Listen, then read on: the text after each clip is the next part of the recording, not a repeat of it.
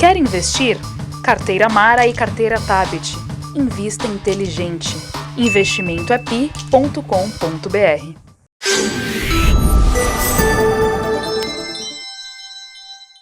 Oi pessoal, bom dia, começando mais uma semana, começando também Morning Call aqui no My News. Hoje é um dia um pouco parado em São Paulo, porque amanhã é feriado aqui no estado, Revolução Constitucionalista, mas tem mercado, então, claro, tem Morning Call. Quem está com a gente hoje é o Guilherme Zakzak, da Indosuez. Guilherme, bom dia, obrigado por conversar com a gente de novo. Bom dia. Guilherme, hoje é um dia parado, como eu falei, em São Paulo, mas Brasília está fervendo, né? Primeiro dia de tramitação da reforma da Previdência, o que a gente pode esperar? Olha, eu acho que a gente pode esperar um movimento um pouco diferente do que a gente viu na comissão especial.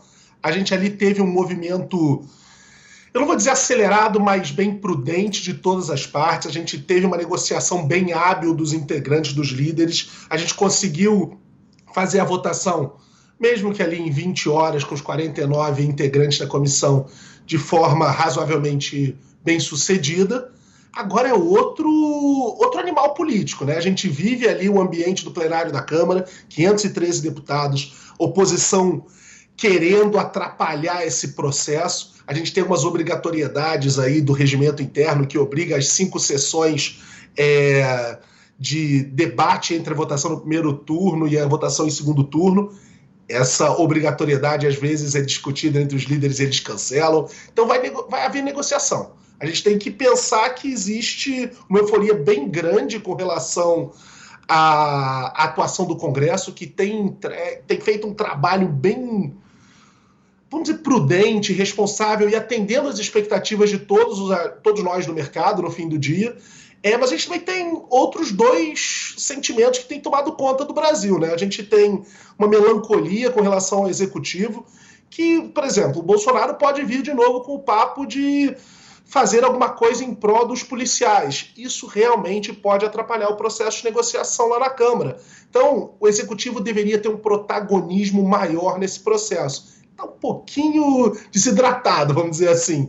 E aí a gente também tem a letargia da economia. A economia não anda. A gente está já no 6º mês de governo, tem tido muita dificuldade de ter crescimento. O segundo TRI deve vir aí com um dado bem anêmico, se não negativo, tendendo a zero. Então a gente tem que tirar esses grandes movimentos que precisam ser feitos da frente para a gente poder desancorar a confiança e liberar o Brasil para crescer. Guilherme, o Datafolha publicou hoje uma nova avaliação do governo Bolsonaro, 33% de aprovação, mais ou menos na mesma linha das últimas pesquisas. Isso consolida uma avaliação ruim? Ele já é o presidente em primeiro mandato com a pior avaliação desde o Collor, né? Ele está empatado com o Collor, né? A gente brinca ali. Collor tinha 34%.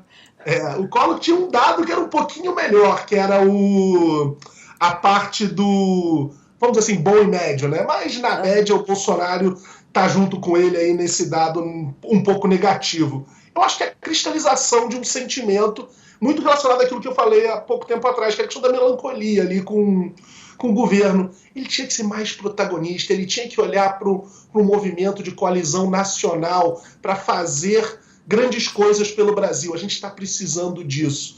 Eu acho que muito da esperança do eleitor dele não foi traduzida nas ações que a gente vê no cotidiano. Esperava-se muito.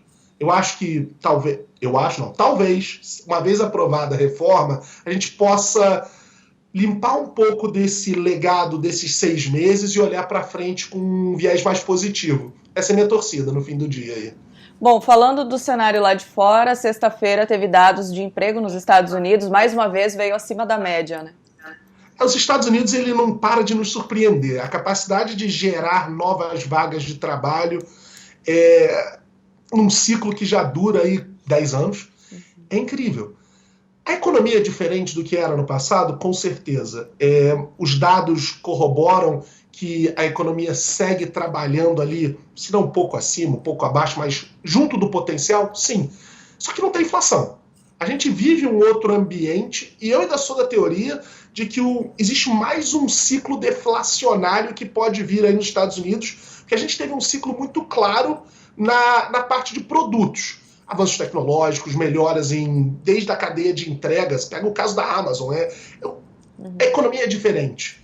A gente ainda não teve isso nos serviços. E serviços ainda tem um peso muito relevante no custo total das famílias, no custo total das empresas. Então, a gente pode ainda ter mais um ciclo deflacionário.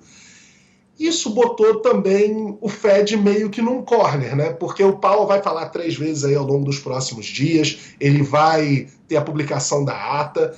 Eu não sei se ele vai levar em consideração nessa ata este dado de emprego, mas ele não tem mais uma obrigatoriedade tão grande de seguir com o movimento de corte de juros que estava sendo mencionado até sexta-feira.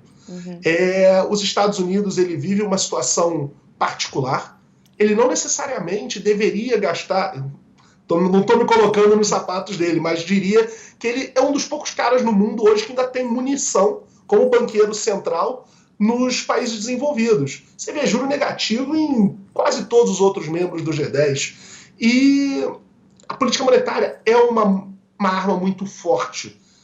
Imagina se a gente tem alguma desaceleração mais aguda, se ele não deveria gastar esse corte de juros num ambiente mais propício. A economia está indo bem lá, mas o mercado sempre espera e gosta de corte de juros. Então, vamos ver como fica o sentimento aí ao longo dessa semana. Vale lembrar que o dado saiu numa sexta-feira, depois do feriado de 4 de julho, então um dia praticamente morto nos Estados Unidos. E é uma situação, você falou aí do G10, uma situação a dos Estados Unidos bem diferente da Europa, né? A gente vai ver aí uma troca lá no Banco Central Europeu. Provavelmente a Lagarde lá assuma o cargo. Lá o crescimento, uma economia muito velha. O crescimento vem de forma muito devagar, se vem, e no fim do dia a gente precisa entender que tipo de mecanismos vão poder ser usados para fazer com que esse crescimento volte ou tenha algum tipo de movimentação ou crescimento um pouco mais sustentável de longo prazo. É uma economia muito velha. E eles não têm como cortar juros, e não tem mais QE que possa ser feito. O balanço dos bancos centrais já estão muito expandidos. A gente tem que olhar com muito cuidado e muita cautela o que vem para frente. Eu acho que é dosar um pouquinho que os Estados Unidos estão num ambiente muito positivo. Tem a questão do trade war, que afeta a Europa, porque é uma economia muito aberta. Se começarem os papos bilaterais, ou pode pensar quase num triângulo, Estados Unidos, Europa, China, a gente tem um ambiente bem difícil aí para frente. Tá certo. Guilherme, muito obrigada pela conversa. Mais uma vez, boa semana para você.